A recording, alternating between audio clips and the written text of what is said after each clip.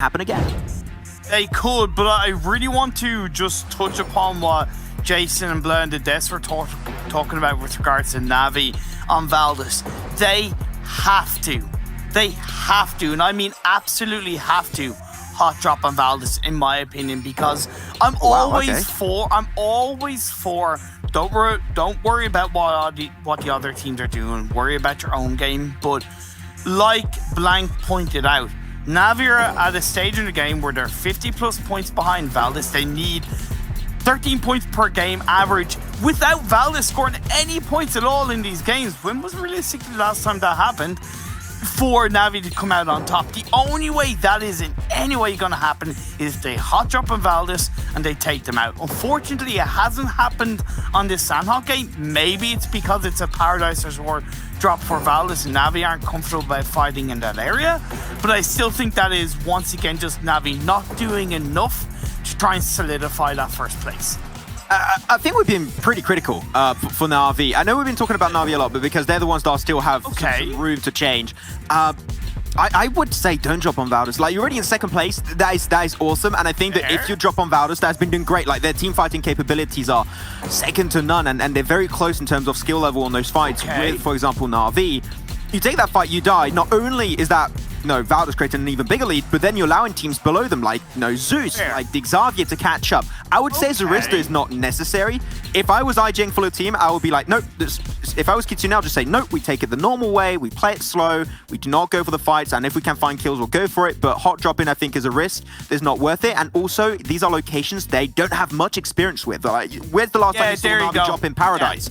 Yeah. For me personally, never. So I would say there's a few positives, but a lot of negatives that quickly add up. And for that alone, I would say it's just not worth it. Second place is already great with the best teams in the world in the East. So, hey, Na'Vi, second place is still a huge achievement for them. Yeah, I love that perspective you bring up. And that's the joy of having those different perspectives and understanding and appreciating both sides of what a team decides to do. Phase 1 popped up, and it's, once again, on the mainland. Really healthy for these teams, and if anything, it's the best Sanhok circle we've had for phase 1, because it's quite heavily on the east, to the point a good 20% of the circle is on that is in well, probably about 10% is in the water. That's going to allow it's allowing DRS now to play that coastline position that they did yesterday, in which they benefited against GeekFam. But because this circle is kind of so heavily on the mainland, GeekFam don't need to push so far up towards DRS, so I imagine that kind of clash won't happen this game. This is a very early swim over from Fnatic Zombies. I mean, the earlier the better, Some teams are already and are still actually in their looting. Fair. Why not? BTR this time have not dropped onto Yala, so they understood, okay, no, we're not the kings of boot camp anymore. We're just going to leave it to the Saudi Arabian team of Yala, so not going to be worth contesting whatsoever.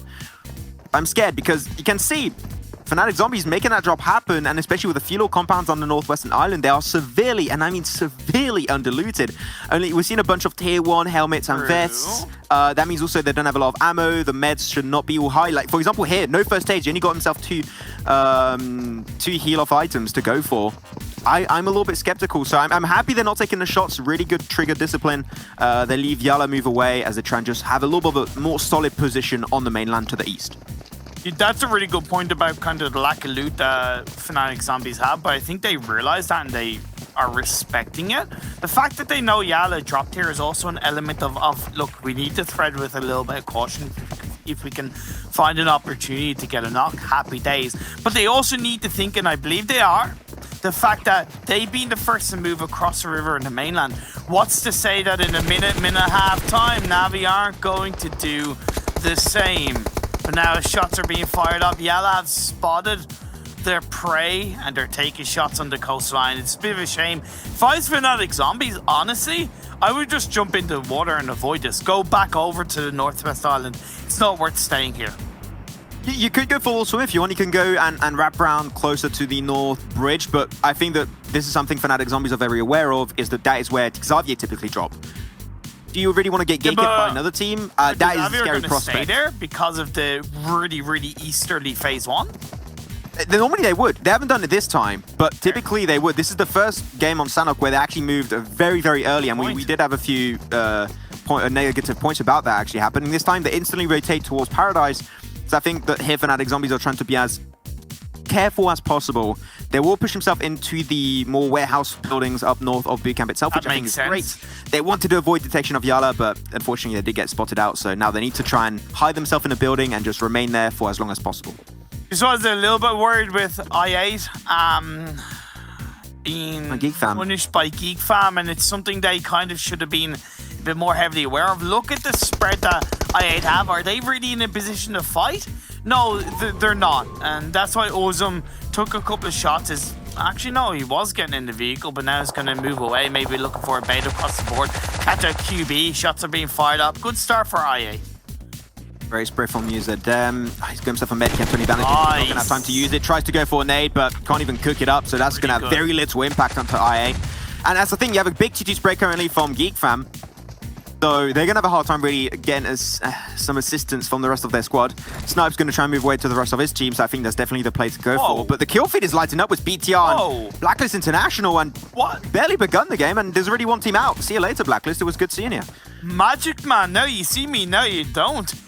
Desperado, man, BTR are on a mission today. This is what I love to see, right?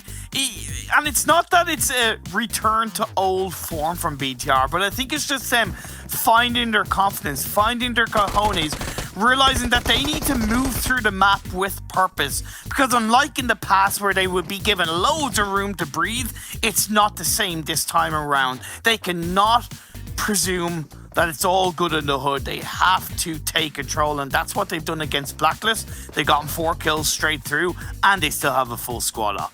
Just to clear something out too, we did see Rising get knocked down, but he actually got rezzed up. So this is BTR with 4 kills and also up as a 4-man. So that is big. That is the best out of both worlds we could have hoped for. Remain as a full team and also get 4 kills on top. So they're going to be having some good fun out of that right off the gate, and we're loving it. And it seemed like what Blank said was potentially true, you know, when the coach said change of pace, but scheduled it the wrong day on Twitter. So hopefully we'll get that right the next time around. For the storylines, it'll be better. But interested. Now Zeus, relatively central. We talked about it right at the start of the game. Zeus got himself the win yesterday on this map, and if they can continue with a similar kind of approach to the game, they could be top 3. They could even overtake. I'm thinking Na'Vi, but it's going to require a big day from Zeus. But no, it is not impossible. There's a world where that becomes reality. So Zeus has got a lot to live up to on this game of Sanhok. There's a closer teams on the northern side of the circle, on a side note. The fight between I8 and Geek Fam is still going on, but unless there's any kind of connection issue from Johnny, why is he still in the Kwai? He's moving. Like, but why? Why is he still there? No, but honestly, like, they have a body advantage.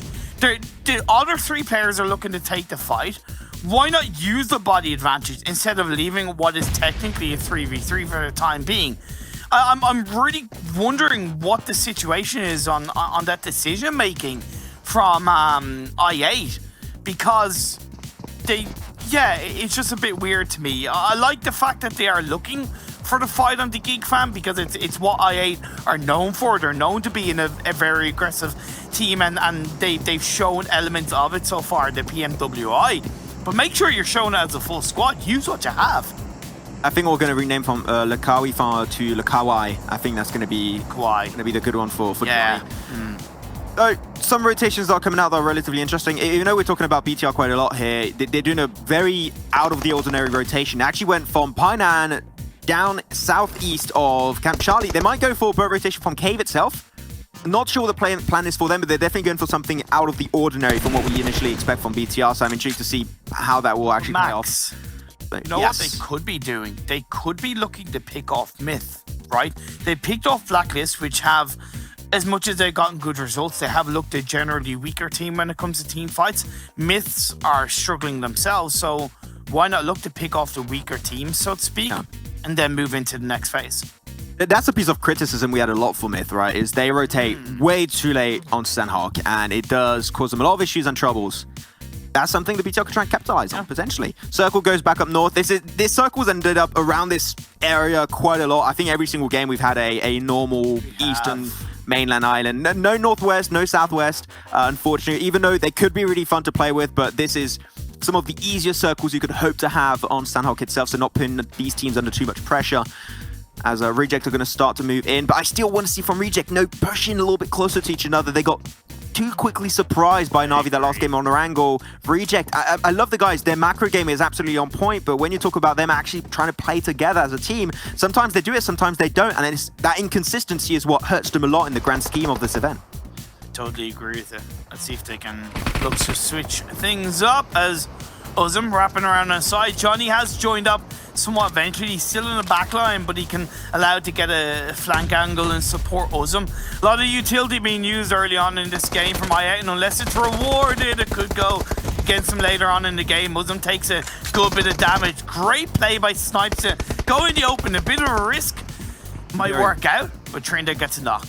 Look at Johnny though.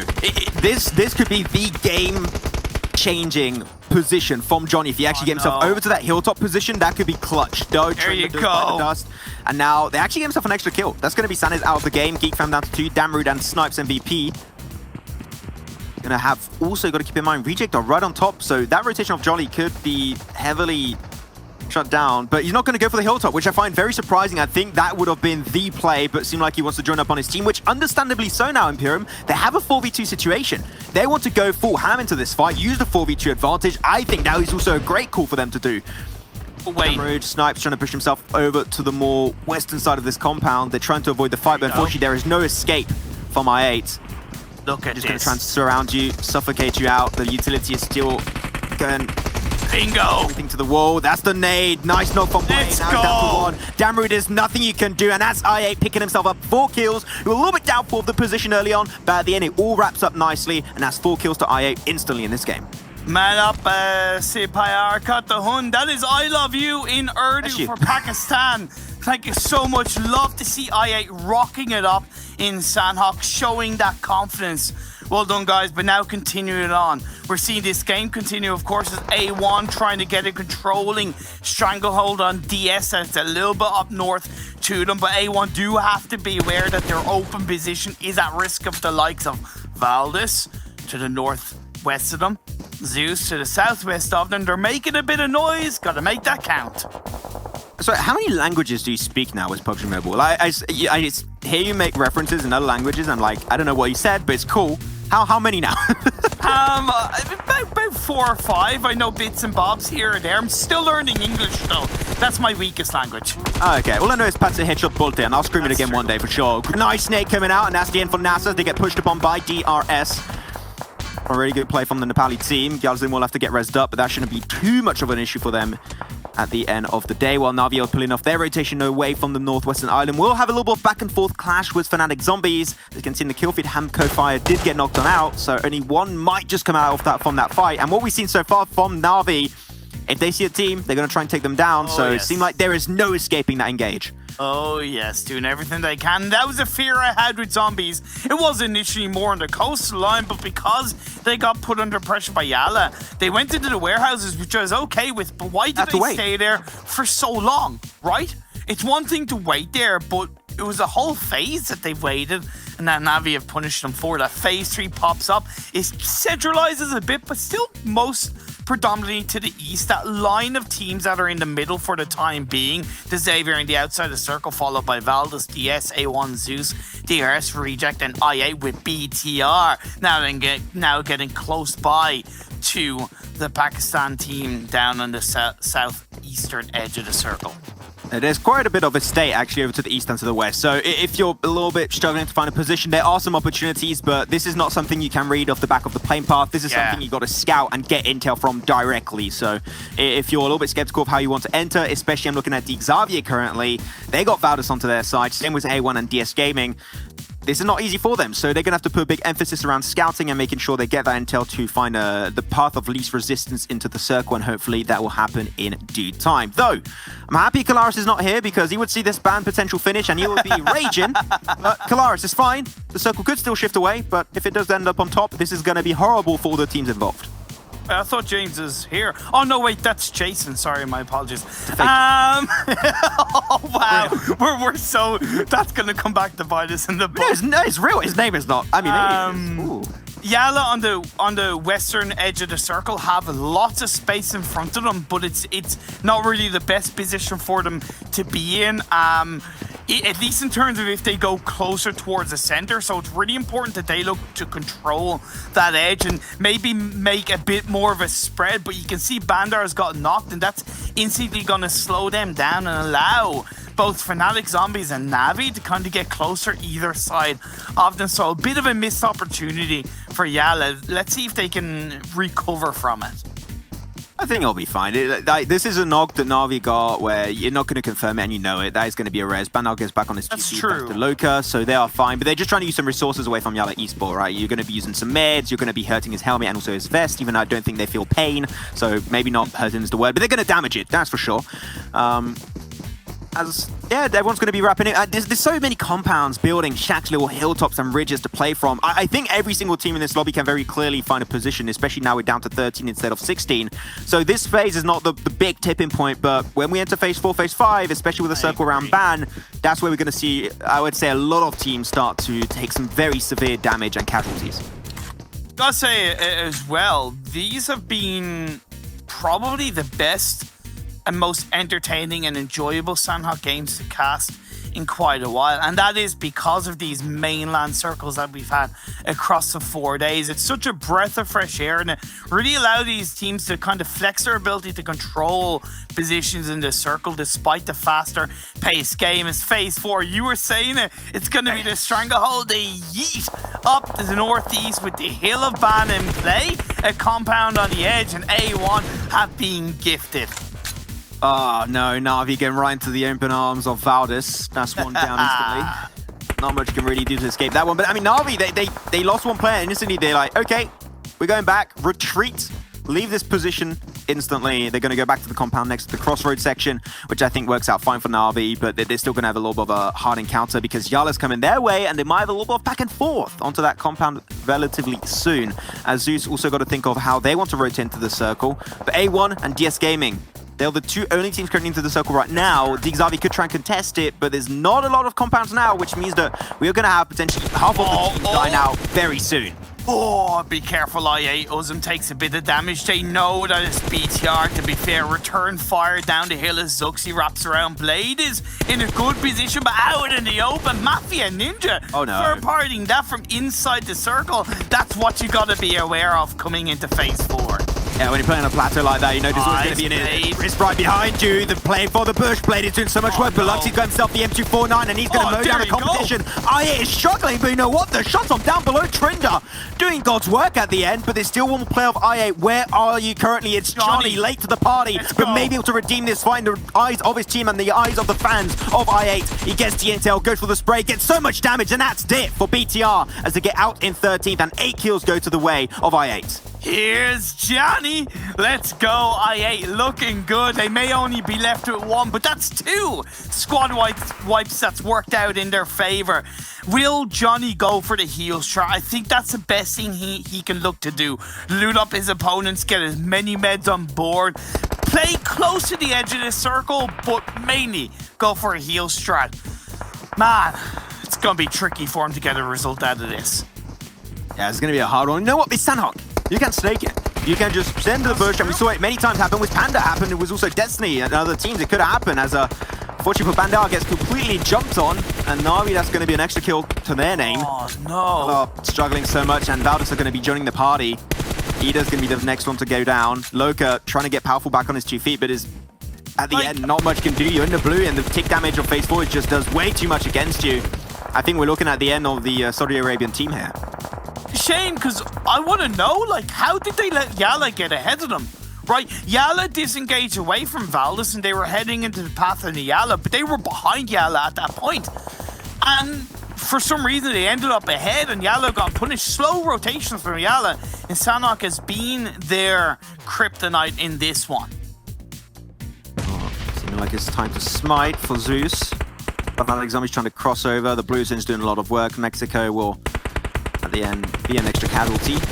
Bood and Salam gonna get spotted out. It's just a question of time. Unfortunately, as you said, there's not a lot of strong position to play from, so the blue zone is gonna be a big amount of trouble for some of these teams, as Abilene spotted out 2, and that's it. Fnatic Zombies out in 12th. A little bit of a hard rotate, and we said it right. The more you delay it, the more teams already into the circle are going to have an easy time taking you down. So that's going to be a lot of kills in the way of Zeus.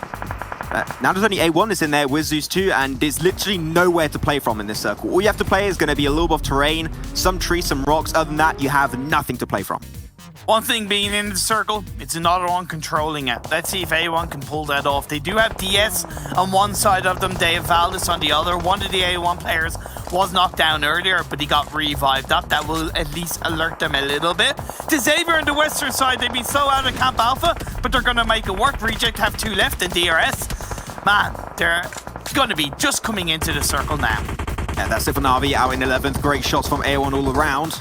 They got the only strong position to play from, but the circle, there's a big chance it's not going to come their way until, unless I see one of the biggest shifts I've ever seen. But Valdus know they want to try and take that fight. Xavier and also DRS are going to be pushing from the eastern side. That's not going to be an easy one to pull off. And there you go, the circle comes up, and it is horrible. it is horrendous for all of these teams. Everyone has to move in. Everyone has to fight to even just barely move from their respective position. This is a hard game on Sanhok.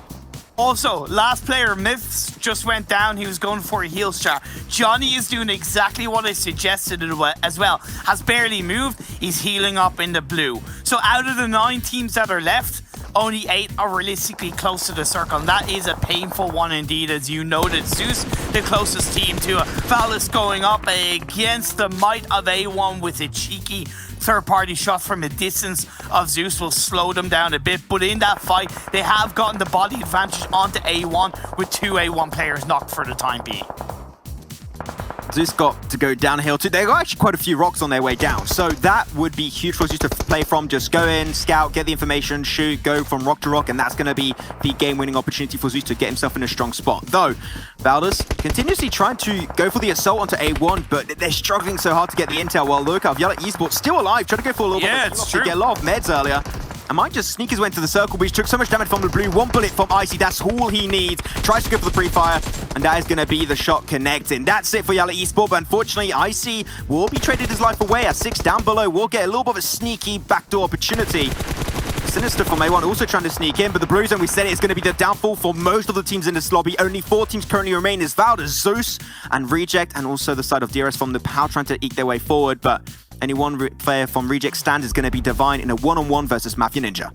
Really not surprised DRS is still in this game. They are the highest scoring team inside these Sanhok games, but it shifts towards Valdus down the hill. Are they going to be able to deal with the might of Mongolia as they look on up above? 3 by the rock, but they have Valdus in their sights. I told you, we've got to rebrand it. It's Valdus the circle. That's how we're going to go from now on. They get it at the end of the game quite a lot, but you know what? Can they play it properly? Because Zeus has got quite a lot of utility remaining, and I think that might be the downfall of Valdus if they play that utility correctly. Divine spotted away and was able to actually get Duello back on his 2 feet, so that's huge for the Japanese team. Mafia.